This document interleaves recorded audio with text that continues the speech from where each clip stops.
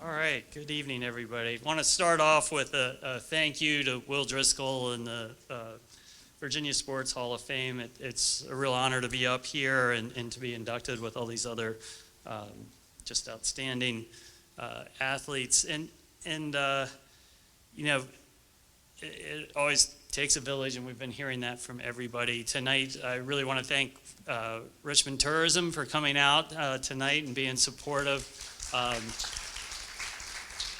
I have two board members here, Catherine O'Donnell and Angela Kelly-Wiesek from the Sports Backers Board, so thank you for coming out. Megan Silva Schultz, one of the other inductees from prior years who I work with, so we have two of us now that work at Sports Backers that are members of the Hall of Fame. So I'm not sure there's other organizations that have that or not, but we're pretty proud. And then, of course, I have my family here, my wife and my two daughters and my son-in-law. So it's I have to admit, when I first got the call from Will, I had to ask, Will, is this because of my paddling career or because of my work at Sports Backers? So I'm going to have to tell you about that. I know everyone else, it's real simple. But I've had two careers that are extremely fulfilling, that are both in sports and both involve Virginia. So you're going to have to bear with me. I promise I'll do this fast. I competed internationally for 17 years on the U.S. national team. The whole bio, the video, I first was on the national team at 14, so I will always be the youngest person to ever represent the United States at the World Championships because they've changed the rules. Now you have to be 16. So it's one of those records that can't be broken. I still have the record for the most consecutive team World Championships, 7 in a row, which will probably be pretty hard to beat. We were really fortunate to have just an awesome team for 14 years. So really pretty amazing. So paddling was great. One of the things that I was really blessed in my paddling career was my coach. Bill Endicott was unbelievable. He rowed at Harvard. He had a master's in public policy from the Kennedy School. He was just an amazing thinker. He went all over the world to interview the best coaches and athletes around the world. He spoke 7 languages. And he brought that knowledge back to us. He challenged us right away to think about being the best in the world, not the best in our area or best in the country. He was after the big stuff.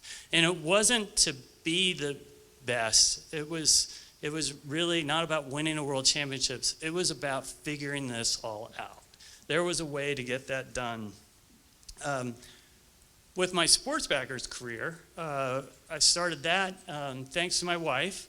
I was wanting to get into the sports world. I was working as an environmental planner. She saw this job in Richmond, and she told me to apply. And I go, I don't know. How will I get through the resume pile? And she said, well, you have this paddling career that's going to help you get through the resume pile. So I applied, thanks to Jill, got the job. 29 years later, Sports Backers has won 4 awards for being the best sports commission in the country. And I was fortunate. I had people like Bobby Ukrop Supermarkets. Any of you know Richmond, know Ukrop Supermarkets over the years. And he brought just an incredible passion to helping his community. What he cared about was making the community better for his family, his friends, his neighbors, his coworkers. He wanted to make it better for people. And that drive to actually make a difference in people's lives is what drove the Sports Backers. And it's why we created the multitude of events, the Richmond Marathon, the Ucrops Monument Avenue 10K, or Dominion Energy River Rock. Those are all great events. You got to come to Richmond and play, right? You got to come to Richmond. And so Sports Backers has been an amazing success, and it's just been so much fun to work there. And to take what I learned from sports and apply it to the workplace, to think about how to be the best at it.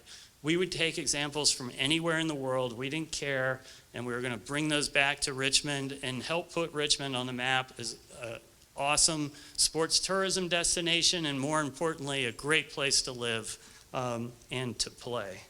You know, everyone's talked about their wives in glowing terms, and this is a glowing term, but Jill doesn't always, is not always the one to always just stand up and cheer when I come up with some wild idea. In fact, she often says she's the anti-coach.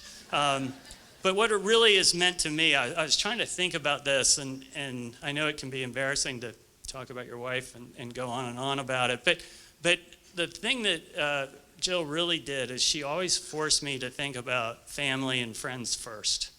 And so my crazy ideas often took me away or made me do things that maybe wasn't as focused on family as friends as it should have been.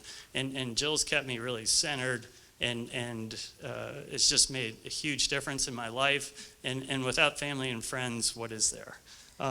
So thank you, Jill.